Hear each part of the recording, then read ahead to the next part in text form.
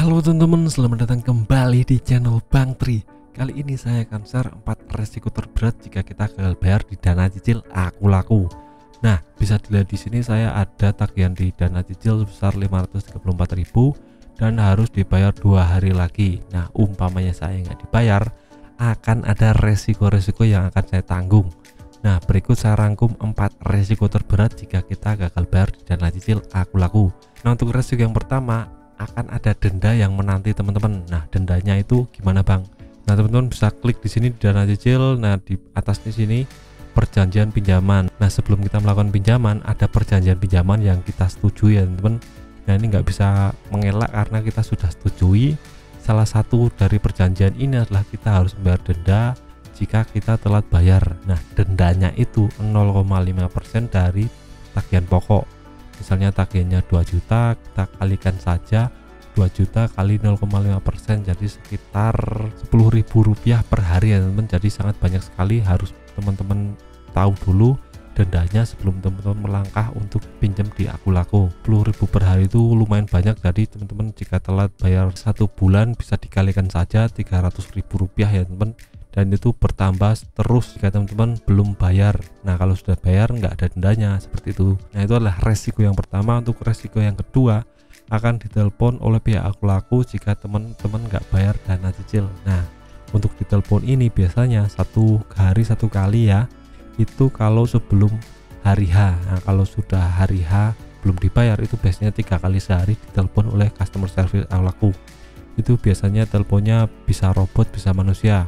Nah, nggak perlu teman-teman angkat juga nggak apa-apa, karena itu cuma mengingatkan teman-teman untuk suruh bayar tepat waktu. Jika teman-teman nggak ada uang ya nggak usah dibayar saja, tapi teman-teman harus perhatikan telepon ini sangat masif sekali ya, jadi ini sangat mengganggu sekali 3 kali sehari.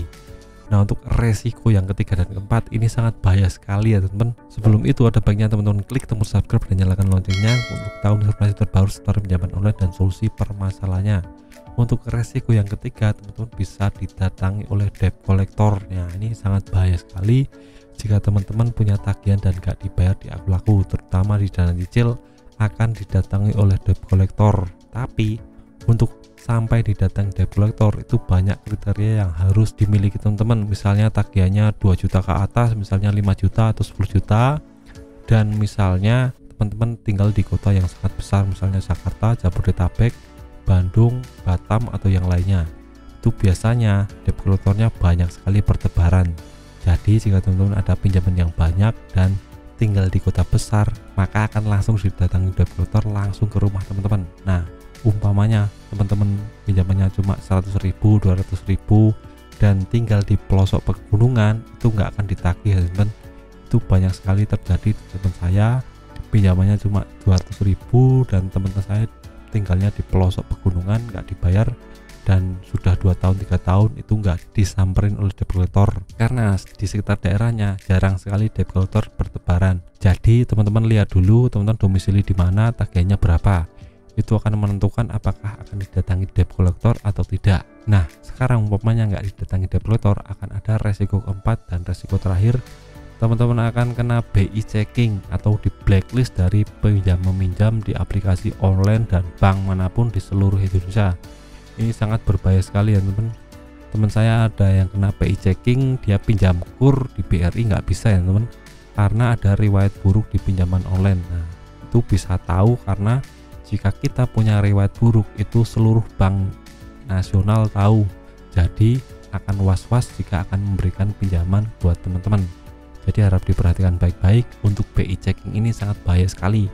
Nah, untuk bisa menghapus datanya gimana Bang? Misalnya data kita sudah kena BI checking, itu membersihkannya gimana?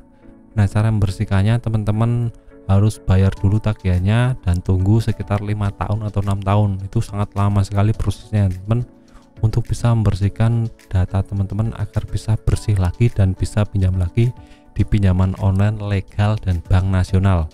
Tapi untuk pinjaman di yang ilegal itu biasanya tidak memakai sistem BI checking ya.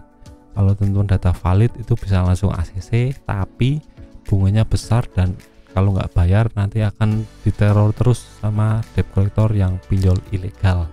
itu masuknya ke ranah penipuan. Jadi teman-teman harus hati-hati, jangan sampai pinjam di pinjaman yang ilegal, itu tidak diakui negara dan masuk ke ranah penipuan. Jadi semua harap berhati-hati.